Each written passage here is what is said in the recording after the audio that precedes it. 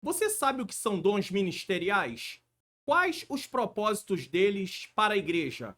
É sobre isso que iremos tratar hoje no nosso programa EBD Comentado Online, edição Adultos.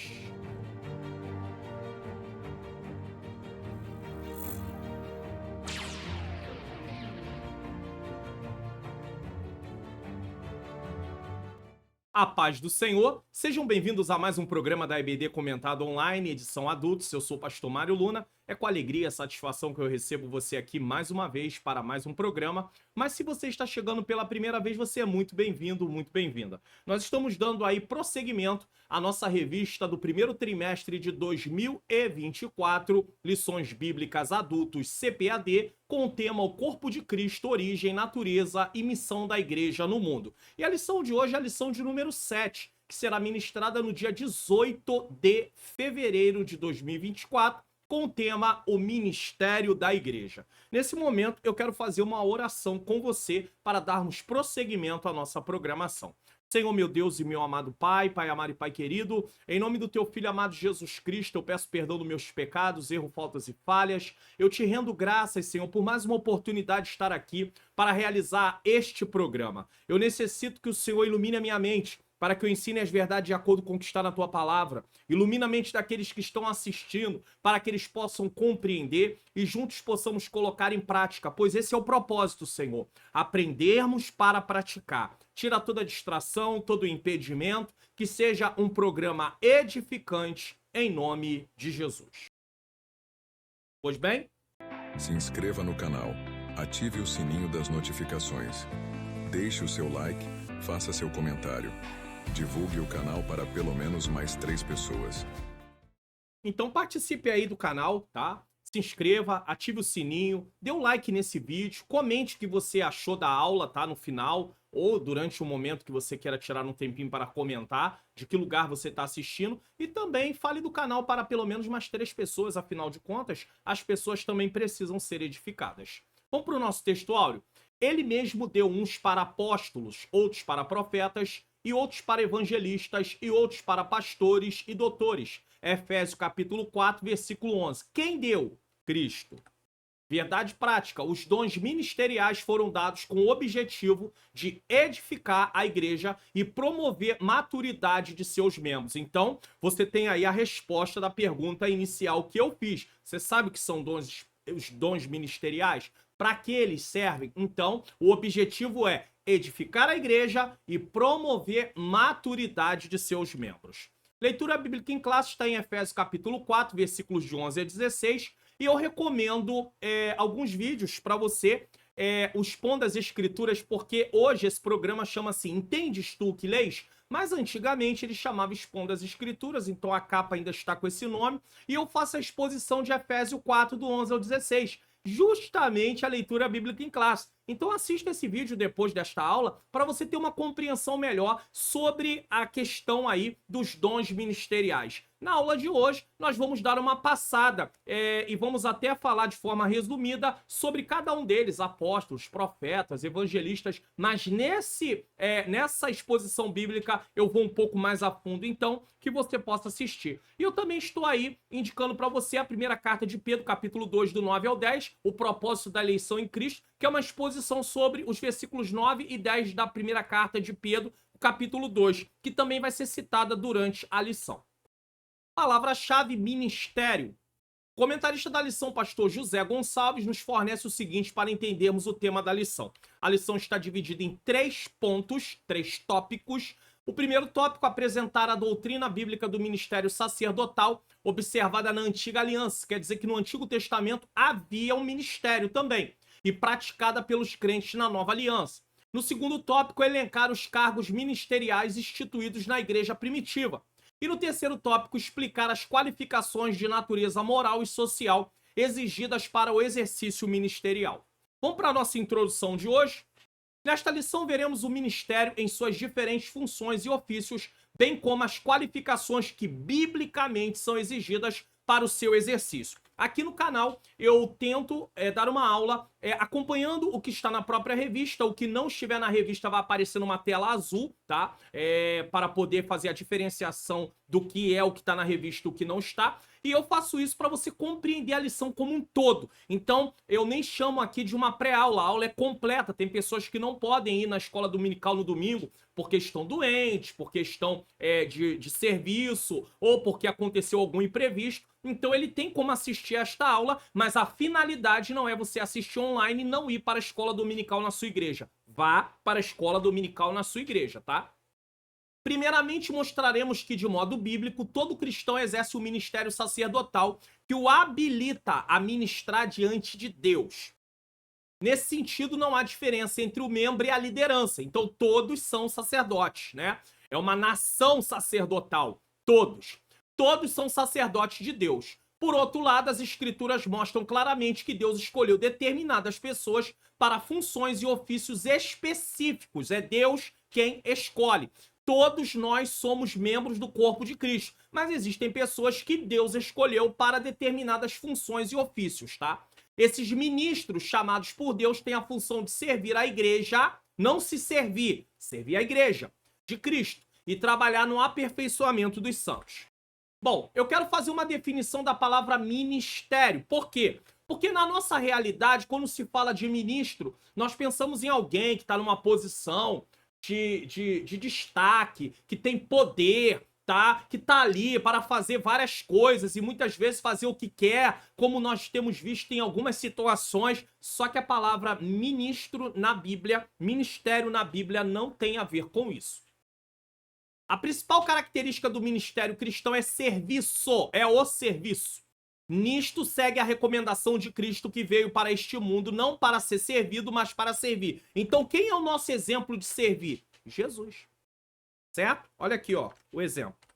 Marcos 10:45, porque o Filho do Homem também não veio para ser servido, mas para servir e dar a sua vida em resgate de muitos. Então ele veio para servir e dentro desse servir ele se oferece como sacrifício para perdão dos nossos pecados.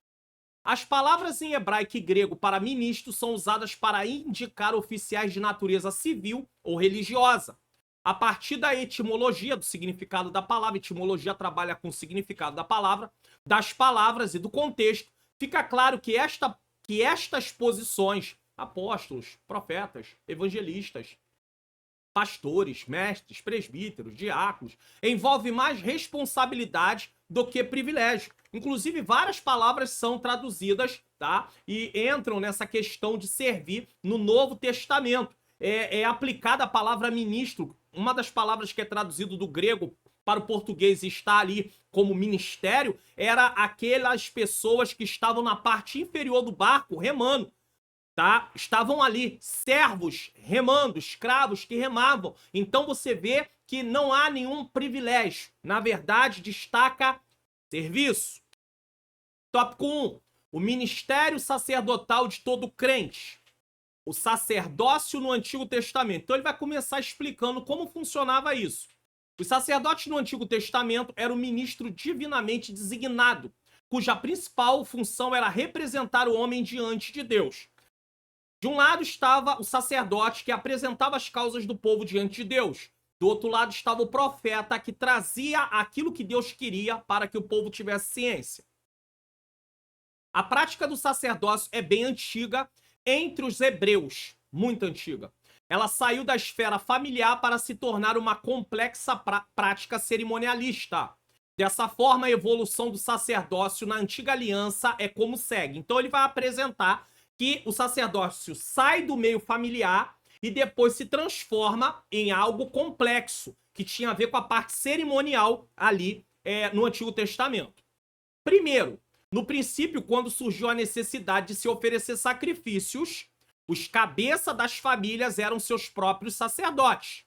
Então, os cabeças das famílias eram os seus próprios sacerdotes. E aqui eu quero colocar alguns textos para dar base ao que nós estamos falando. Vamos colocar aqui Gênesis capítulo de número 4, versículo de número 3.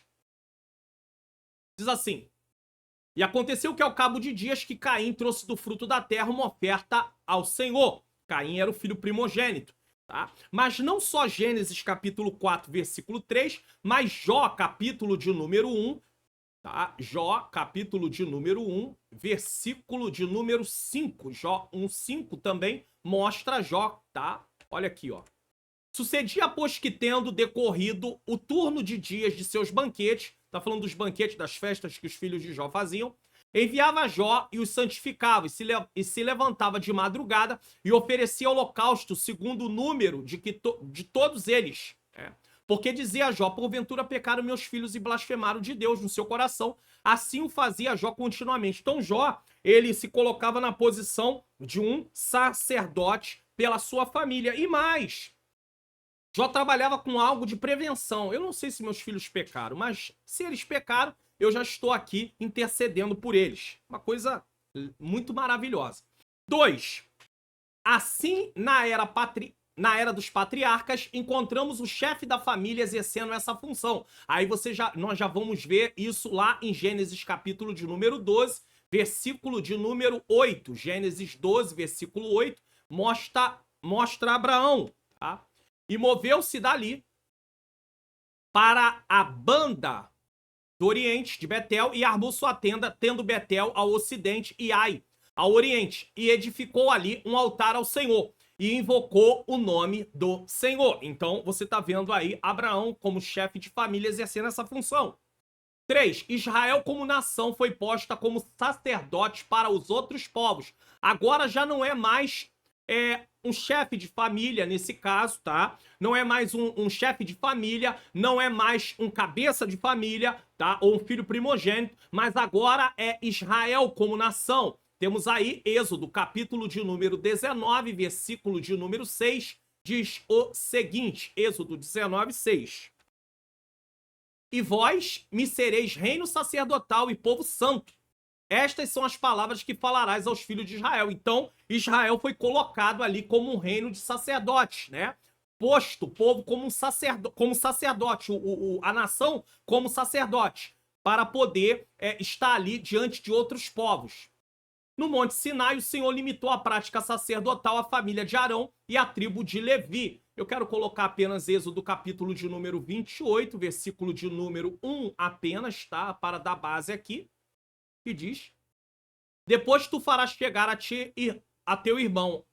Depois tu farás chegar a ti teu irmão Arão e seus filhos com ele e no meio dos filhos de Israel para me administrar o ofício sacerdotal, a saber, Arão e seus filhos Nadab e Abiú, Eleazar e Itamar. Então, era só Arão e a sua família, os seus descendentes, né? Os homens da sua casa, só poderia ser sacerdote aqueles que fossem da família de Arão, tá? Tinha que ser da tribo de Levi, mas da família de Arão. Todos que fossem da tribo de Levi eram levitas, trabalhava em favor ali da parte da cerimonial, do povo, né? A nível ali do tabernáculo. Mas só a família de Arão poderia exercer o sacerdócio.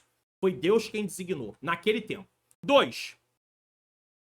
Uma doutrina bíblica confirmada no Novo Testamento. Então, nós vemos sacerdotes no Antigo e agora vamos ver se tem base para o Novo. Porque a igreja só segue aquilo que se repete no Novo.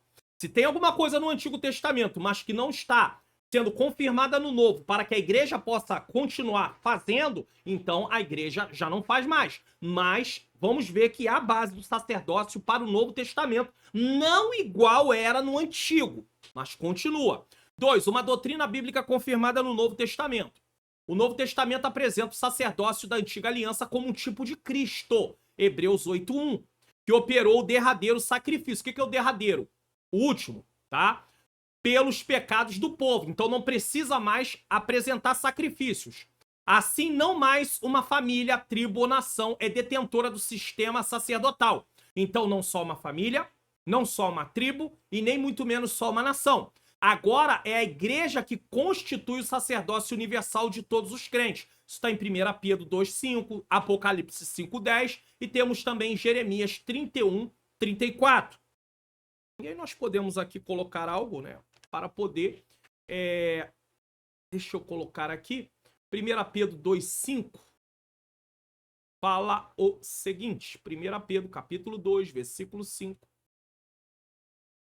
Vós também, como pedras vivas, sois edificados casa espiritual e sacerdócio santo, para oferecer de sacrifícios espirituais agradável a Deus por Jesus Cristo. Só que não é sacrifício mais de animais. Aí nós vamos fazer uma correlação que é uma correlação? Procurar em outras partes da Bíblia é o que fala sobre isso, e nós vemos lá em Romanos, Paulo dizendo em Romanos 12:1, rogo-vos, pois, irmãos, pela compaixão de Deus, que apresentei os vossos corpos como sacrifício vivo, santo e agradável a Deus, que é o vosso culto racional. Então a nossa vida é um sacrifício ao Senhor, tá? Logo, se debaixo da antiga aliança o sacerdote era o ministro do culto, agora sobre a nova aliança como sacerdote, oferecemos o próprio corpo em sacrifício vivo, já disse. Ministramos o louvor como fruto de nossos lábios, Hebreus 13:15. Então a nossa vida é um sacrifício. E intercedemos pelos outros. 1 Timóteo 2:1 manda interceder pelas autoridades. Hebreus 10:19 e 20. Então nós temos a responsabilidade de ser intercessores, não só pela nossa família. Porque tem gente que quer orar só pela sua família. Não, você tem que orar por todos. Você tem que conhecer as necessidades, saber, ouvir o que se pede para poder orar. E orar também, interceder. Deus se agrada disso. Nós fomos chamados para isso. Proclamamos, tá? Proclamamos as virtudes daquele que nos chamou das trevas para a sua maravilhosa luz. 1 Pedro 2:9. Lembra que eu recomendei esse vídeo? Tá? E mantemos comunhão direta com Deus. Não só com Deus, mas um com os outros. Porque tem pessoas que dizem assim, eu tenho comunhão com Deus. Mas não fala com o seu irmão. Tá em contenda com o seu irmão. Tá em atrito com o seu irmão. Tá em divisão com o seu irmão. Você não tem comunhão com Deus. Eu não tenho comunhão com Deus se eu fizer isso, certo? 3. Uma doutrina bíblica resgatada na Reforma Protestante. Essa doutrina do sacerdócio de todo crente, ela foi resgatada na Reforma. E você vai ver por quê. No catolicismo romano, o sacerdócio é limitado à figura dos padres. Então só o padre é sacerdote. Mas a Bíblia diz isso? Não. Não há a função sacerdotal para os membros da igreja no catolicismo romano. Nesse caso, o Papa é considerado o vigário de Cristo na Terra. E o que é isso? Religioso que, investido de autoridade, exerce em seu nome suas funções. Só que não é só não é uma pessoa, até porque eles entendem que o Papa, ele deu continuidade a Pedro. Então ele representa Pedro. E a Bíblia não fala sobre colocar alguém em lugar de Pedro. Em momento nenhum. Os apóstolos foram morrendo e não foram substituídos. Por que Pedro foi substituído? De forma nenhuma. Por isso, cabe destacar aqui que o resgate da doutrina bíblica do sacerdócio universal dos crentes, tal qual se encontra no Novo Testamento, tá lá no Novo Testamento, mas foi deixado de lado pelo catolicismo romano, foi uma obra da reforma luterana do século XVI. Porque se desse ao povo conhecimento que haveria um sacerdócio universal e que todos diante de Deus estavam na mesma posição, agora Deus chamou pessoas para a liderança, e aí nós respeitamos para que haja até uma ordem na sua obra, o catolicismo achou que isso faria com que as pessoas não respeitassem. Então se usam um domínio como mão de ferro, nesse caso, para que se impõe, para que eles possam aceitar. Vocês estão abaixo, nós estamos acima. Então, se eles estão acima e o povo está abaixo, o povo não tem o que falar. Mas não funciona dessa forma. Para o reformador alemão, qualquer cristão verdadeiro participa dos benefícios de Cristo e da igreja. Tanto é que em alguns sistemas assim, o povo fica limitado ao entendimento da palavra. Não, o povo não é chamado para poder aprender a palavra, estudar a palavra. Somente eles se alimentam daquilo que é ensinado pelos padres, pelaquela autoridade espiritual, e eles ficam sem conhecimento, eles não têm entendimento. E não é assim, a Bíblia não ensina isso. A reforma pregou um retorno radical às escrituras, como bem definiu seu slogan Sola Scriptura, que é somente a escritura. Nas páginas das escrituras sagradas podemos ver a grandeza dessa preciosa doutrina. É bíblica, sacerdócio universal de todo crente. A igreja, no decurso dos séculos, sempre tendeu a dividir-se em duas categorias gerais. Isso aqui é interessante. O clero, então lá, as autoridades religiosas, cleros, sorte, porção. Isto é a porção que Deus separou para si, então só eles é a porção. E o laikato, que é grego, laos, povo. Então, de um lado, o clero, as autoridades religiosas, e de outro lado, o povo. Então havia uma distinção entre eles e o povo, a nível de Deus, a nível de Deus. E aí havia um problema, porque parece que essa ideia traz que eles, as autoridades espirituais, são mais importantes do que o povo. Você vê no Novo Testamento, querendo ou não, uma repetição, né, uma forma de ação, porque isso foi antes, né, na verdade, antes da igreja, entre os fariseus, os religiosos da época, tinha muito disso. Eles se achavam acima do povo. Eles se achavam melhores do que o povo. E hoje, se nós não tivermos cuidado, e eu posso falar isso com liberdade, pela bondade de Deus, por ser um pastor, ainda que auxiliar, já estive dirigindo congregação e tudo, não dirijo igreja no momento, mas eu posso falar isso com liberdade por causa da posição de ministério, porque se eu não sou um pastor, se eu fosse um diácono, e nenhum problema de um diácono estar aqui dando aula de escola dominical, nem não, até mesmo um membro, mas ficaria mais difícil porque se diria, você tá falando isso porque quer atacar o ministério porque não é do ministério, mas no meu caso não há problema em relação a isso. Parece que nós ainda, de certa forma, absorvemos isso e proliferamos isso, propagamos isso. Porque parece que em muitas igrejas há uma ideia que os pastores, evangelistas, presbíteros são mais santos do que a igreja. Por isso eles estão, inclusive, numa posição de destaque. Tem lá o púlpito, eles estão sentados e aí você vai ver muita gente dizendo, não, aquele lugar é santo. Mas como assim se Deus exige santidade de todo o seu povo? A santidade não é só para o pastor, a santidade é para o membro. A mesma santidade que o pastor tem que ter, biblicamente, o membro também tem que ter. Então, começa-se a ter uma ideia que as pessoas do ministério, e é com essa ideia que muita gente quer ser do ministério. Porque eles entendem o seguinte, quando eu sou do ministério, eu sou mais importante, eu tô numa posição melhor diante de Deus. E não é assim que funciona. Tem membros que conhecem muito mais Bíblia do que pastores. É verdade. Tem membros que oram muito mais do que pastores. É verdade. Tem membros que têm uma vida muito maior de santificação do que pastores. É verdade. Isso não pode se negar. Agora, quem é o pastor? É a pessoa que lá está, que Deus chamou. Então não é porque tem alguém que prega mais, não é porque tem alguém que tem mais dons espirituais, não é porque alguém tem mais conhecimento, que vai poder, só por causa disso, dizer, eu vou ser o pastor. Não vai ser o pastor. Por quê? Porque o pastor foi chamado por Deus. Presidir é um chamado que Deus deu para aquela pessoa. Então nós precisamos parar com esse negócio de clero e laicato. Porque senão fica uma coisa muito difícil. E aí nós temos essa ideia, né? Parece que dentro do templo, quando se vai para o altar é como se fosse o santo dos santos no Antigo Testamento. Isso não é verdade. Isso nem é bíblico. Isso não é bíblico. Todo cristão tem acesso direto a Deus. Todo. Então, o púlpito não é mais santo do que a parte de baixo do restante do templo, irmãos. Mas acontece que essa ideia tem se desenvolvido no nosso meio. Tem se desenvolvido. Se é abominável a Deus alguém está errado em cima do púlpito, é abominável alguém estar dentro do templo também. Mas não só dentro do templo, na sua casa, na escola, na faculdade, no lazer. Então nós temos que acabar com essa ideia de vida compartimentada. E aí piora mais ainda. Hoje vou receber oportunidade.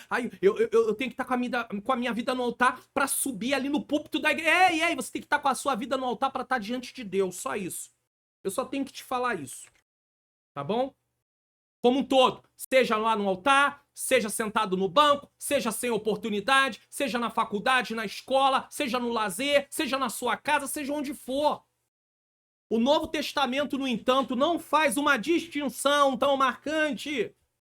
Pelo contrário, a porção ou cleros de Deus, sua própria possessão, refere-se a todos os crentes, não só um grupo, uma elite, nascidos de novo, e não somente a um grupo seleto. E parece que em alguns lugares tem essa divisãozinha. É o grupo seleto. É os mais santos. Não tem isso não, irmãos. Para Deus não tem isso não. Agora, tem pessoas que Deus colocou numa posição de autoridade que tem que ser respeitado. Seu pastor, os obreiros lá, os ministros. pastor auxiliar, evangelista, presbítero. Todos têm que ser respeitados, mas também tem que dar o respeito. Tem que respeitar os membros também, tratar todos com amor. Não é fazer acepção de pessoas. Mas eles estão numa posição, o pastor está numa posição de autoridade, não para ser um ditador, não para poder governar com mão de ferro, mas está lá. Sinopse do tópico 1. A doutrina do sacerdócio universal do crente é um fato na nova aliança. A igreja constitui o sacerdócio universal de todos os crentes. Então, sacerdócio universal é representado, a igreja está ali. Ó, a igreja constitui o sacerdócio, o povo está ali. Tópico 2. A estrutura ministerial no Novo Testamento. Nós vimos no Antigo, agora vamos ver no Novo. O ministério quíntuplo. Aqui nós vamos falar dos dons ministeriais. O texto de Efésios 4:11 diz que Deus pôs na igreja apóstolos, profetas, evangelistas, pastores e mestres. Essa relação é descrita comumente como ministério quíntuplo. É só uma forma de designar para poder entender melhor, tá? Isso não está na Bíblia. Ministério quíntuplo da igreja. Vamos lá. Letra A, apóstolo. Lembra que eu falei do entendes tu que lês? Lá eu vou explicar mais sobre isso. Aqui é um pouco menos. Alguém enviado em uma missão. Então, na verdade, se nós fôssemos comparar a nível do que fazia, de certa maneira, alguém enviado em uma missão, hoje poderia ser missionário. Não necessariamente a palavra apóstolo, porque apóstolo é enviado. Então tem pessoas que pensam o seguinte: ah, eu quero ser apóstolo. Eu vou receber a consagração de apóstolo, como se apóstolo fosse o primeiro da lista, então é o mais importante. Não é isso que a Bíblia está falando, não, irmão. Até porque apóstolo, nesse sentido bíblico, não tem mais, tá? Nesse sentido, não tem. Pode ter até pessoas que aí é consagrado em algumas denominações como apóstolo, mas apóstolo seria o sinônimo de missionário. Ele é a mesma coisa que o missionário, só isso. Pode até estar na frente da igreja presidindo. Em algumas igrejas ele preside. Mas não é apóstolo igual Paulo, Pedro, Tiago, João. Não. Nesse sentido não, tá? Alguns requisitos podem ser destacados para alguém ser um apóstolo. Tempo bíblico, tá? Ter estado com o Senhor Jesus. Então, quando não tem esses requisitos, não poderia ser considerado apóstolo no sentido dos 12. Mas Paulo, não tem como. Aí já seria apóstolo como um enviado. Alguém vai dizer, mas na igreja de Corinto Paulo fala de alguns que eram apóstolos e a igreja considerava eles. Mas Paulo fala sobre isso. Mas não considerava Paulo, porque ali a palavra apóstolo como enviado. Não no sentido daqueles 12 que Jesus escolheu, mas Paulo, tá? Não nesse sentido. Então, alguns requisitos podem ser destacados para alguém ser um apóstolo. Ter estado com o Senhor Jesus. Eu explico isso bem lá no Expondo as Escrituras, né? Na exposição bíblica que eu mostrei no início da aula. Ter sido uma testemunha da ressurreição de Jesus. Então, nenhum desses apóstolos modernos que leva o título de apóstolo pode, porque nenhum deles tem esse requisito. Ter visto o Senhor, também não. Ter operado sinais e maravilhas. Deus pode até usar, mas falta os outros. Assim, no Novo Testamento, o apostolado pode ser visto mais como uma função do que um ofício. Então, o Senhor designou 12, mais o apóstolo Paulo. Profeta. O profeta era alguém inspirado e autorizado para falar em nome de Deus. Nesse aspecto, ele era um porta-voz de Deus.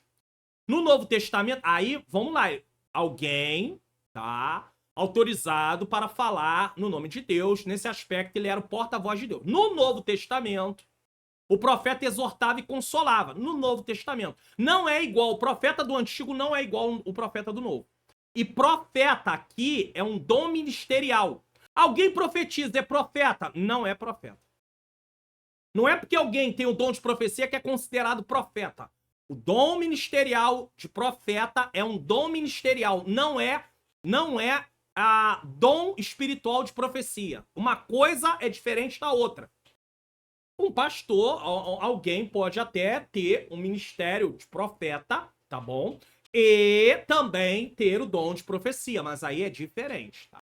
No Novo Testamento, o profeta exortava e consolava, Atos 15, 32, e trazia a revelação do futuro, Atos 11, 27 e 29. Aí, como traz revelação, pode se confundir. O grande problema de hoje é que muitas pessoas, infelizmente, é com muita tristeza que eu falo isso, entregam muitas coisas em nome de Deus que não se cumpre. E nem adianta falar, não se cumpriu porque a pessoa não fez a parte dele ou dela. Porque a profecia não era condicional, não dizia assim, se tu fizeres assim, eu faria assim. Não, ele diz quantos dias aí que vai acontecer e não acontece nada. Aí, para poder se livrar de ter falado de si mesmo, ele diz o seguinte, ah, não, a pessoa não creu. Não é verdade. Quando Deus falava, se cumprir, ponto final, acabou, não tem conversa. E se fosse condicional, se cumpria do jeito que Deus falou. Ah, se não fizer, vai acontecer isso. E se fizer, vai acontecer assim. Então, ele tinha uma opção. Mas, de uma forma ou de outra, se cumpriu o que Deus falou. Só que nos nossos dias, as pessoas vão entregando em nome de si mesmas. É por isso que eu aconselho. Vou dar um conselho para você. Com a minha pouca experiência. Mas já recebi muita profecia nessa minha vida. Muito recado em nome de Deus. Eu faço o seguinte, eu recebo. Se for alguma coisa do presente ou do passado, eu já sei se é verdade ou não é. Na hora. Mas se for alguma coisa do futuro, vamos apontar pra frente, né? Presente, aqui, agora, tá? Passado, isso eu já sei. Não adianta querer inventar, porque a gente já sabe. Agora, se for alguma coisa do futuro, vou botar pra frente aqui, ó, futuro, o que você faz? Você recebe, bota no cantinho lá e deixa lá. Se foi o Senhor que falou, vai se cumprir no tempo. Se não, é claro, né? Se deu data daqui a 15 dias, não aconteceu nada, pode até esquecer que aquilo não foi o Senhor que falou. Mas, se não deu data nem nada, você bota lá. E continua vivendo a sua vida. Não edifique a sua vida em cima de profecia. Porque senão você vai ter sérios problemas. Outra coisa que você vai aprendendo com a palavra. Toda vez que Deus for usar alguém pra você, ele vai ter falado com você também primeiro. Então, na verdade, a profecia ela vem para confirmar alguma coisa. Eu tô falando de dom de profecia. O profeta do Antigo Testamento, ele representava o próprio Deus, então era Deus falando com o povo diretamente. Como é que Deus fala com o povo diretamente hoje? Através da palavra. Aqui não tem erro. Profecia, quem entrega a profecia erra. Mas aqui não tem erro. Não tem sombra de variação. É a inspirada, inerrante, infalível palavra de Deus. Então, por isso que no Novo Testamento, o profeta é diferente do profeta do Antigo Testamento. Porque o profeta do Antigo Testamento falava em nome de Deus, representava o próprio Deus. Era a palavra de Deus direta, como aqui as Escrituras. Inspirado diretamente. No Novo Testamento não funciona assim. Então, no Novo Testamento, o profeta exortava e consolava, trazia a revelação do futuro. Contudo, a Escritura distingue o ministério de profeta do dom de profecia. Assim, somente alguns eram chamados para ser profetas. Efésios 4:11. Alguns, não eram todos.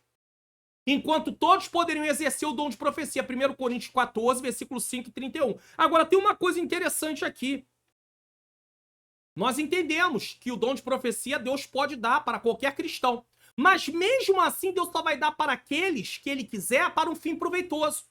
Porque a questão da profecia em si, tá? Como dom, todos poderiam receber o dom. Mas Deus tem a sua forma de trabalhar, a sua maneira de operar. Então, senão a pessoa fica triste e fala assim, mas eu nunca recebi dom de profecia. Eu conheço pessoas que serviram a Deus anos e mais anos, mas nunca tiveram dom de profecia. Aí alguém vai dizer, não, porque não buscou. Irmãos, disponível a todos, mas nem sempre Deus vai fazer da mesma forma, no geral.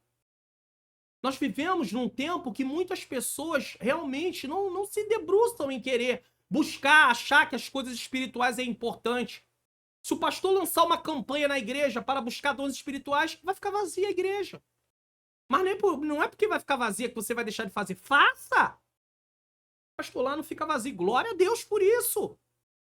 Mas se botar campanha da casa própria, campanha de enfermidade, cura da enfermidade, aí lota. Porque as pessoas valorizam muito mais as coisas terrenas nos nossos dias do que coisas espirituais. É uma tristeza, mas é uma verdade.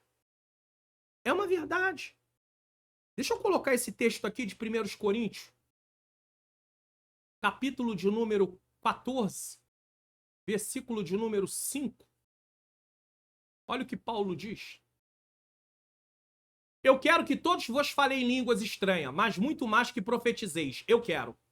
Porque o que profetiza é maior do que o que fala em línguas estranhas. Veja bem, maior em que sentido? E a não ser que também interprete para que a igreja receba a edificação. Versículo de número 31. Porque todos podereis profetizar, um depois do outro, para que todos aprendam e todos sejam consolados. Na verdade, esse texto não está falando de todos terem o dom de profecia, mas está dizendo que todos têm o direito, se tem o dom de profetizar nesse caso. Então todos têm o direito de profetizar. Veja que Paulo está colocando ordem na casa, né? Está falando sobre, né? Ó, e falem 2 ou 3 profetas e outros julguem. Mas se o outro que estiver sentado for revelado alguma coisa, cale-se o primeiro. Porque todos podereis profetizar, um depois do outro. Então Paulo aqui vai falar de profeta, né? No sentido de profecia. Não no sentido de dom ministerial. É diferente. Evangelista é alguém cujo ministério é centrado na salvação de almas. E aqui temos um problema. Quantas pessoas vão sendo separadas no ministério para o ministério de evangelista? E ele não tem, porque todos foram chamados para evangelizar.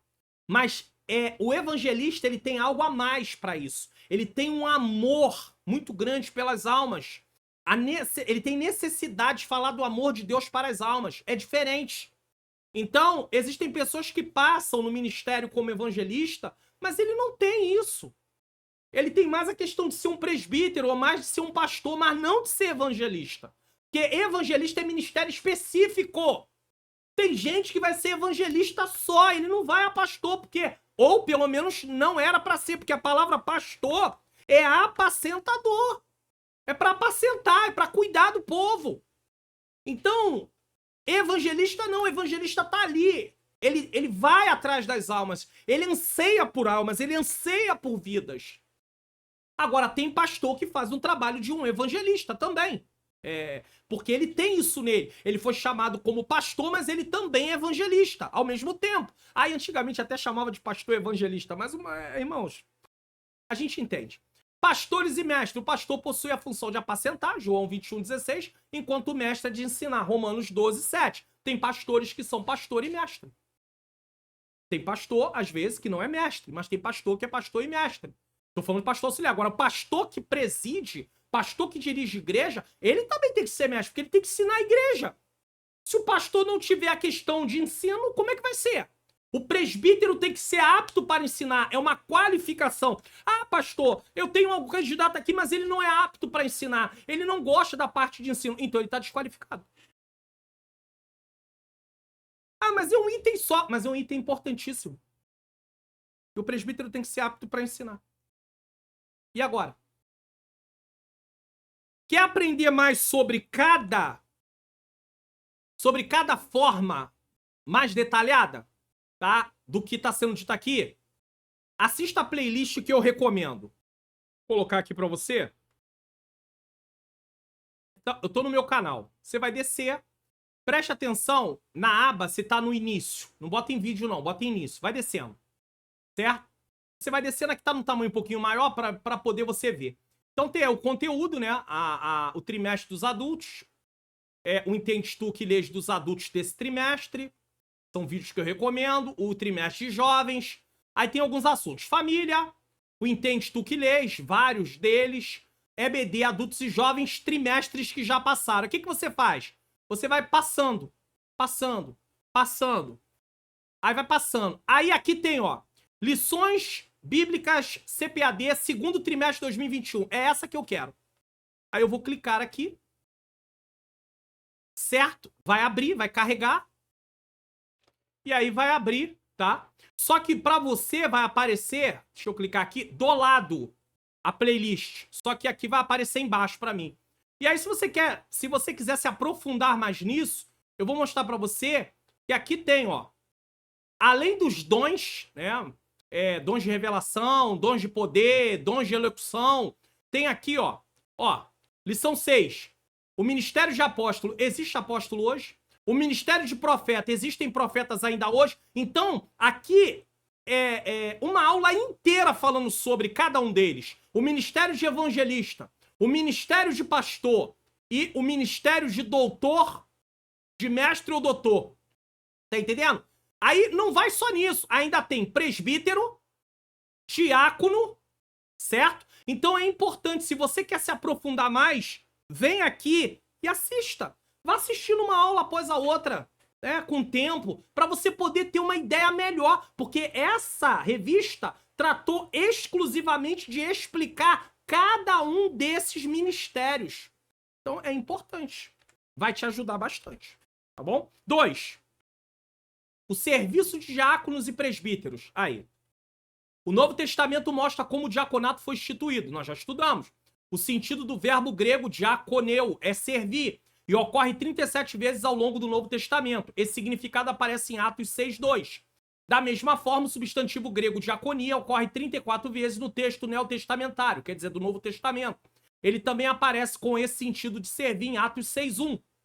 Por outro lado, presbíteros, traduzidos como presbíteros, ocorre 66 vezes no texto grego do Novo Testamento. Em Atos 14:23, o termo é usado para se referir a anciãos que presidiam as igrejas. Então, os presbíteros presidiam as igrejas. Esse mesmo sentido é usado por Lucas em Atos 20:17, quando Paulo se encontra com os presbíteros de Éfeso. Dessa forma, o presbítero era alguém que supervisionava, presidia ou ainda exercia alguma função pastoral. E aqui eu quero abrir um parêntese. Nós estudamos na lição passada, nós falamos, né, lições passadas, sobre a questão do governo da igreja. E cada igreja trabalha com uma forma de governo diferente. E foi mostrado que não tem a questão do certo ou errado. Se analisa o que o Novo Testamento fala e se pegou aquilo que se acha melhor. Então, algumas igrejas têm o presbítero e não tem a figura do pastor, porque o presbítero é o pastor. Então, entenda, por isso que está aqui, presidia. Ou fazia a função pastoral. Porque no Novo Testamento, quando se fala de pastor, função pastoral, presbíteros que estavam trabalhando também como pastores. Agora, quando se fala em Efésios 4:11 de pastores, é para mostrar que tem pessoas que foram chamadas exclusivamente. Isso não quer dizer que ele não vai ser de membro a pastor, mas eles foram chamados para apacentar. É um ministério específico. Outros para ser evangelista, é ministério específico. Outros para serem mestres, ensinadores. Mas isso não quer dizer que Deus não possa ter chamado como pastor e ensinador ao mesmo tempo. Tem pessoas que nem é pastor, mas tem ali a questão do ensino. O dom do ensino Deus deu. Tá entendendo? Só que é para servir. Não pode. Inclusive, alguns até entendem que pastor e mestre está entrelaçado. Então, estão juntos. Nesse caso, tá? Porque há uma necessidade do pastor ser mestre. Deus pôs na igreja apóstolos, profetas, evangelistas, pastores e mestres. Tópico 3. As qualificações para o ministério. Aqui não vai se tratar de uma forma detalhada. Mas se você assistir aquela playlist, vai ter a parte detalhada também. Qualificações de natureza moral. O apóstolo Paulo expõe as qualificações para o exercício ministerial nas suas cartas pastorais. 1 Timóteo 3, do 1 ao 15. Tito, do capítulo 1, versículo 5 a 9. Aqui listamos apenas algumas delas, não todas. Não tem tempo para isso. Não apegado ao dinheiro, ou seja, não avarento. 1 Timóteo 3:3. Imagine um pastor avarento. Pedro vai falar para ele não ser tomado de ganância. Por quê? Porque senão ele vai trabalhar visando apenas o dinheiro.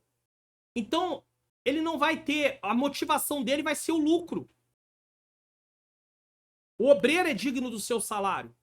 Existem igrejas que remuneram seus obreiros, seus pastores. Ou o presbítero que está lá trabalhando. Por quê? Porque ele está em tempo integral. É errado isso? Não, é bíblico.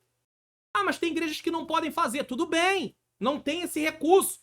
Poderiam trabalhar em cima disso para que, em um médio prazo, mais para frente, pudesse ser feito isso, porque a obra sofre muito quando o obreiro tem que trabalhar paralelamente, tá? E, ao mesmo tempo, está ali pastoreando. E aí ele não tem tempo para estudar a palavra, não tem tempo para visitar a ovelha, e aí os outros questionam, aí reclama. Ah, o pastor não tem tempo. É claro, ele trabalha, ele tem que sustentar a família dele. São dois trabalhos. O trabalho da obra e o trabalho dele. A vida não é compartimentada. O trabalho dele tem a ver com a vida cristã também, mas é um trabalho que não é exercido diretamente dentro do templo, junto da igreja. Então, ele não tem a mesma eficiência daquele que está ali em tempo integral. Então não há nenhum problema do obreiro, do pastor, presbítero ou a pessoa que a igreja estabelecer ser remunerada. Não há nenhum problema quanto a isso. Mas a questão é ela visar só aquilo. Aí não. Aí ela vai ter problemas. Ser irrepreensível, ou seja, alguém que não possua nenhuma acusação válida. Não pode, né? Senão ele vai ter problemas. O que não significa ausência de pecado, ou seja, somos todos pecadores. Mas uma vida pessoal ilibada, acima de qualquer acusação legítima e de algum escândalo público. Porque se o pastor da igreja, o presbítero da igreja, o evangelista da igreja tiver uma vida que não seja ilibada, as pessoas não vão ter nenhum respeito por ele. Ah, mas ele é pastor, mas ele não dá testemunho. Ele não dá exemplo. Como? É por isso que santidade é para todos, mas o pastor, o presbítero, o evangelista, eles têm que ter ali muita responsabilidade da postura deles, porque eles são vistos como exemplo. Quer ver uma coisa? Imagine pastores, presbíteros, evangelistas que congregam em determinados ministérios e são contra, por exemplo, não precisa entregar o dízimo. Eles são exemplo. O que vai acontecer? Se eles pensam assim, eles vão proliferar essas ideias entre os membros. Daqui a pouco os membros, se o pastor é o pastor auxiliar lá, não entrega, também não vou entregar. O outro também, então eles vão seguir. Então, por isso, tem que ter qualificações.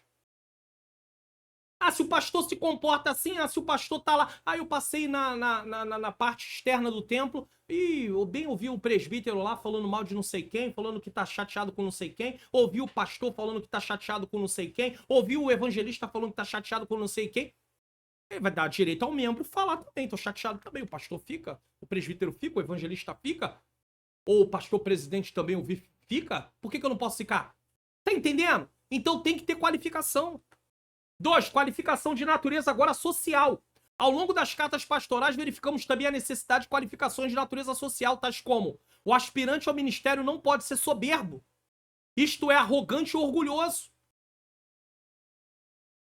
Quantas vezes a gente se depara com pessoas soberbas na obra do Senhor?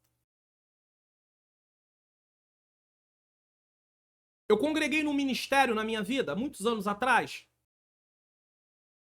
e nesse lugar havia um lugar para nós guardarmos bicicletas. Esses 2 obreiros já partiram. E de repente, eu sei que tem gente, às vezes, desse ministério que me acompanha, que vai saber que é de lá que eu estou falando. E aí, mas eu não vou deixar de contar isso porque eles falaram comigo. E aí eles sempre diziam pra mim assim, quando eu chegava lá pra poder colocar minha bicicleta. Eu falava assim: aonde, meus queridos, que eu vou colocar minha bicicleta? Vou colocar lá atrás. Não, senhor, o senhor pode colocar aqui na frente. Não, mas não vai atrapalhar quem vai chegando, porque o certo é colocar de trás pra frente. Falou: não, mas o senhor eu quero que coloque aqui na frente. Mas por que não? Porque o senhor tem tratado a gente, sempre trata a gente muito bem e tudo. E sabe o que acontece, pastor? O senhor é pastor, né? Agora preste atenção, tem presbítero que chega aqui e fala assim: eu vou colocar aqui na frente. Isso tem muitos anos, tá, irmão? Muitos anos, mais de 20 anos. Eu vou colocar aqui na frente porque eu sou presbítero e acabou. Isso é soberba, irmão. Isso é soberba. Não é porque você é presbítero que você é melhor do que o diácono da sua igreja, não. Isso é soberba. Não é porque você é pastor que você é melhor do que o presbítero da igreja, não. Isso é soberba. Não é porque você é pastor que você é melhor do que o evangelista, não. Porque parece que na Assembleia de Deus tem essa questão. Fica aparecendo uns degraus. Subindo, né? Só que, na verdade, no Novo Testamento, presbítero e pastor aqui, ó. A não ser o pastor que tá lá na frente da igreja, né? Não é pastor auxiliar, né? É o pastor presidente. Mas nem por isso o pastor presidente é melhor. Não tem a questão de ser melhor. Ser mais querido por Deus. Então, a qualificação é não ser soberbo. Uma pessoa de difícil convívio social, alguém que devido à sua soberba mantém-se obstinado em sua própria opinião, age com teimosia e arrogância. E tem gente que é assim. Isso desqualifica um obreiro. Agora, se uma igreja, se o ministério vai lá e remove esse obreiro temporariamente para ele poder... Adverte ele a primeira, adverte a segunda, não ouviu na terceira, remove ele vai ficar até ele aprender, aí vai ter gente que vai falar assim, ah não, mas aí tem ministério, não pode fazer isso, que senão ele vai embora, irmão, vai embora, o que pode fazer? Ué, se ele vai embora é porque ele nunca quis ficar. Não é do jeito que ele quer, não é do jeito que eu quero, não, é do jeito que a Bíblia ensina. A gente tem que parar com isso, com esse evangelho antropocêntrico, que o que manda é o homem, é tudo pro homem, nada pra Deus. O aspirante também não pode ser irracível, né? Tito 1:7, truculento, violento, aquele que possui um temperamento mais colérico, uma pessoa que não pensa duas vezes antes de agir de forma descontrolada contra o outro, desqualificado para ser ministro do Senhor. É desqualificado, né? Ele passa a estar desqualificado. Por quê? Porque não é para ser assim. E não é só o colérico, o sanguíneo também, que o sanguíneo primeiro faz para depois pensar o que fez. Então nós temos que ter o quê? Fruto do Espírito. Todo cristão precisa que o fruto do Espírito seja gerado nele. E para aqueles que estão ou vão estar no ministério, esse fruto é imprescindível. Como é que o pastor, o evangelista, o presbítero vai ficar irado? Vai perder o controle? Alguém falou alguma coisa e já tá arregaçando a manga? Peraí, vai abrindo a camisa. Peraí que a gente vai lá fora. Como assim, irmãos? Vai lá fora onde? Como assim? As coisas não é assim, não. Precisamos ter o nosso temperamento moldado pelo Espírito Santo. Todos nós estamos sujeitos a falhar, mas não podemos dar lugar a essas coisas. 3. Qualificados para o ministério. De acordo com as cartas pastorais, podemos afirmar que há qualificações claras para o exercício do ministério da Igreja de Cristo. Nesse sentido, os ministros do corpo de Cristo têm como requisito inegociáveis para o exercício do ministério as qualificações morais e sociais, conforme estudadas aqui. Então, tem que ter essas qualificações.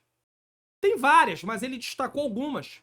É importante destacar aqui que não são as qualificações que determinam o chamado. Isso aqui é importante. E alguém pode dizer assim, ah, mas eu tenho essas qualificações todas, mas às vezes Deus não chamou. Tem um comportamento de cristão. Alguém pode ter qualificações, mas Deus não ter o chamado para o ministério. Pastor, evangelista, presbítero, Deus não chamou.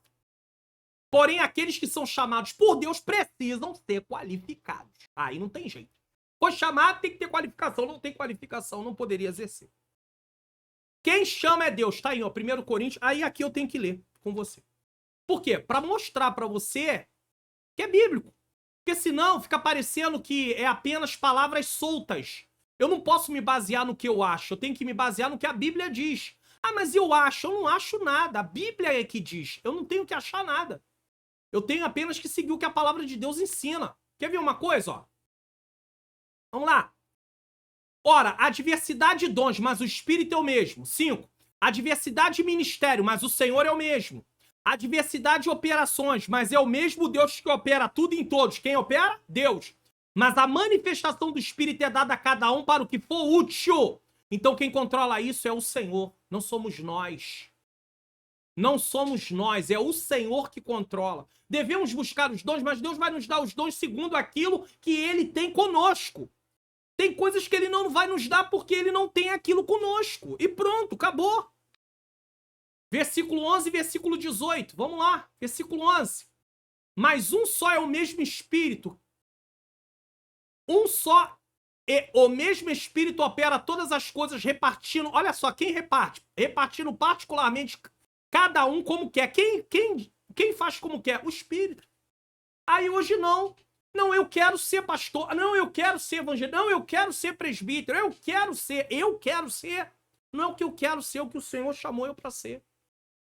É por isso que a obra de Deus está sofrendo. Tem muita gente sendo que Deus não chamou para ser. Mas ele quer por causa da posição, porque acha que está numa posição acima dos outros. Então, aí começa essa questão. Os desentendimentos, as divisões. Quem Deus chamou para ser tem muito temor. Se preocupa, se puder fugir, fala, Senhor, tem misericórdia, muita responsabilidade. Versículo de número 18. É isso. Versículo 18. Mais um versículo para confirmar. Mas agora Deus colocou os membros no corpo, cada um deles como quis. Quem colocou? Cada um deles como quis. Quem foi que colocou? Foi Deus. Então que história é essa de coração querer ser pulmão, pulmão querer ser rim, rim querer ser estômago, estômago querer ser braço? Que história é essa? Quem coloca é Deus. Nós estamos vivendo num tempo que quem determina quem vai ser o que quiser, que vai ser é a pessoa. Ou então porque alguém gosta, tá numa posição lá de liderança, ele vai ser, porque eu quero que ele seja. Mas Deus diz, mas eu não chamei. Deus permite. Quer botar? Bota, coloca. Depois vai ver o resultado. Irmãos, isso é muito sério. Você lembra que a igreja estava em Antioquia orando? E aí o Espírito Santo falou, apartai Barnabé e Saulo para a obra que eu tenho chamado? Tem que ter oração para saber quem vai se colocar em determinada posição. Não é só para o ministério, não. Não é só ministério, não.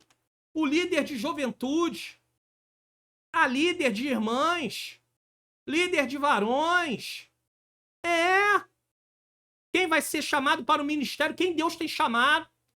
Não é porque começou lá como auxiliar que vai terminar como pastor. Tem pessoas que Deus não chamou como pastor. Não vai ser. Aí coloca. Tem muito tempo na igreja, tá muito tempo com a gente. Tá desde o começo com a gente. Vamos honrar.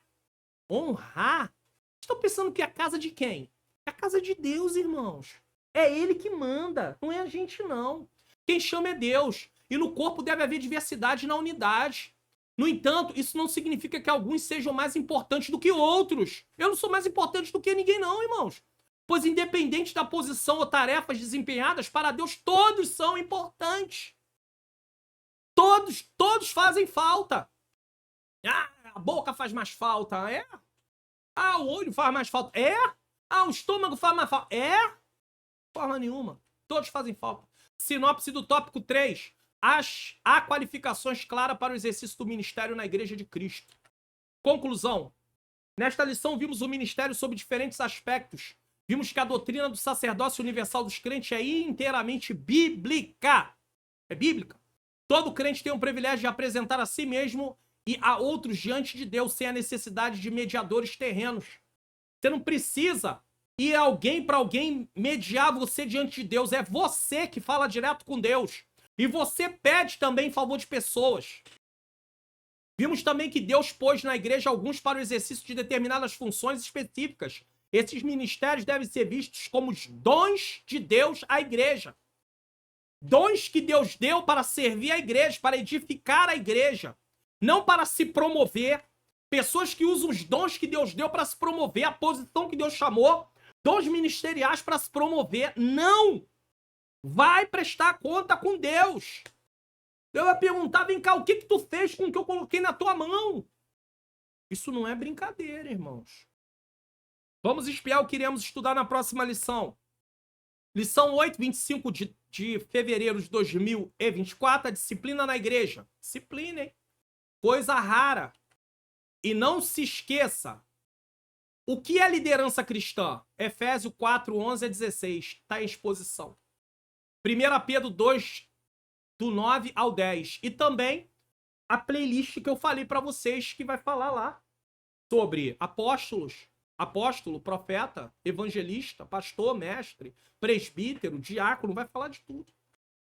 Participe, vamos lá, preste atenção nesse aqui. Se inscreva no canal, ative o sininho das notificações, deixe o seu like, faça seu comentário, divulgue o canal para pelo menos mais 3 pessoas.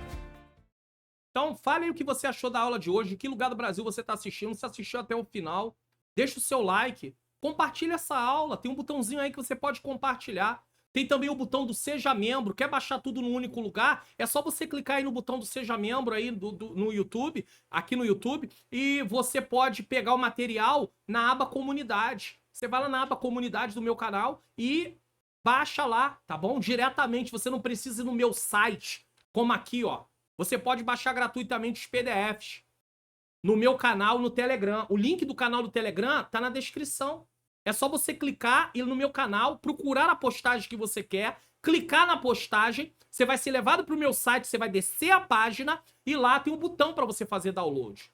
Peço oração por mim, pela minha menina princesa, pela minha família. Minha menina princesa é minha esposa, Ângela Manhãs Luna. Pela minha família, filhos, netos, enfim, de modo geral, família. Nós precisamos muito de oração. Estamos aí batalhando, estamos numa obra. Você sabe que toda vez que alguém se propõe fazer a obra de Deus, tem levante, tem oposição, tem de tudo, mas o Senhor é bom e a sua misericórdia dura para sempre. Certo? Quero também falar com você o seguinte.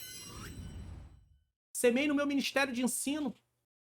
Se você se sente tocado, tem 3 programas aqui, ó, Entende Tu Que Lês, a EBD Comentado Online, e também tem a Teologia e a Vida Cristã.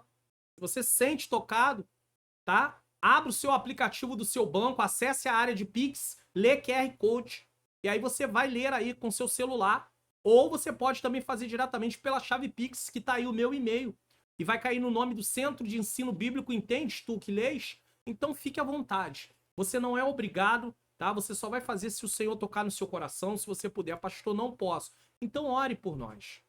Ore por nós, porque nós precisamos muito de oração, certo? Também quero falar para você sobre o curso online, como facilitar meu estudo da Bíblia. Na aula passada eu mostrei para você aí, para quem assistiu os módulos, a amostra dos módulos. Faça esse curso. Você tem dificuldade de entender a Bíblia? Por que você não estuda a Bíblia? O povo de Deus não está interessado em conhecer a palavra de Deus. Nós precisamos amar a palavra, estudar a palavra, ter prazer na palavra. Senão, irmãos, nós não vamos conseguir vencer.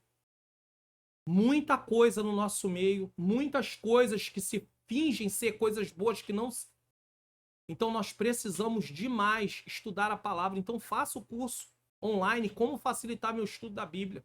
Em breve eu vou estar colocando alguns comentários de pessoas que fizeram o curso e o que eles acharam. Eu vou passar aqui no canal. Vou passar. Para que você saiba que isso não é uma brincadeira, isso é um projeto sério. E outra coisa, o curso é preço acessível.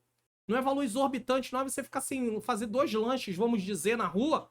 Você já consegue fazer o seu curso, adquirir o seu curso, estudar e ter a sua vida aí mais e mais edificada. Tá? Tem aí também o canal Mulheres de Fé, ele tá ficando lá na última tela junto com os vídeos de recomendação. Se inscreva no canal, somente vocês irmãs.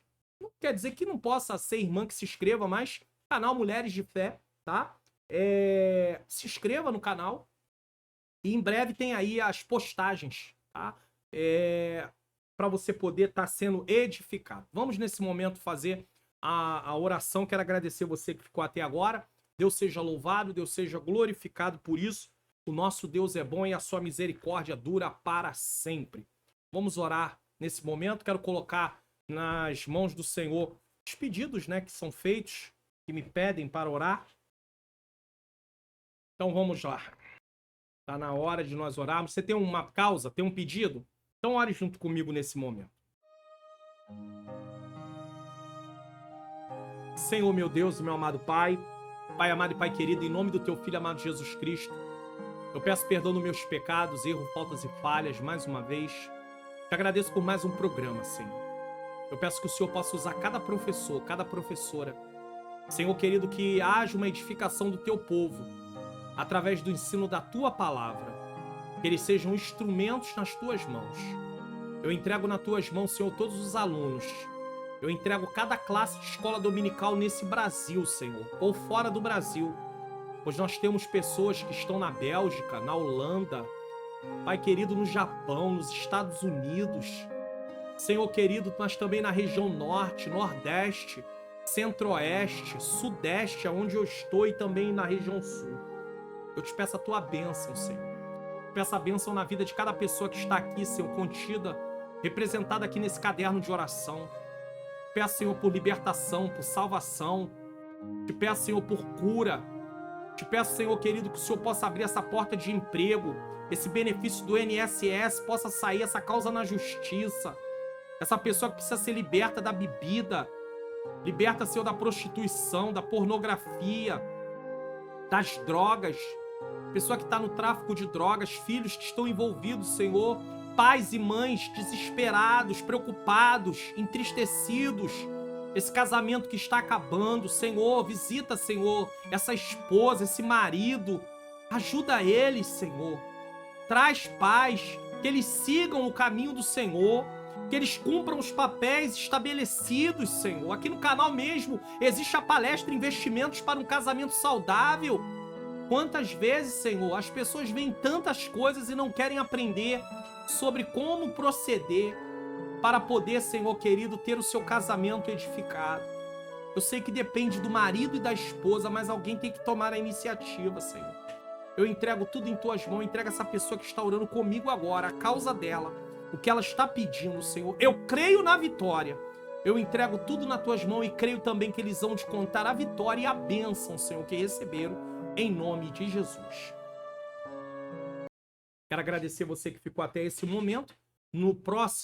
Na próxima tela, eu estou deixando para você aí os vídeos de recomendação e nesse momento eu estou dando a bênção apostólica. Que o grande amor de Deus, a graça do nosso Senhor e Salvador Jesus Cristo e a doce consolação do Espírito Santo seja com todos nós que aguardamos a volta do Senhor e todos digam amém.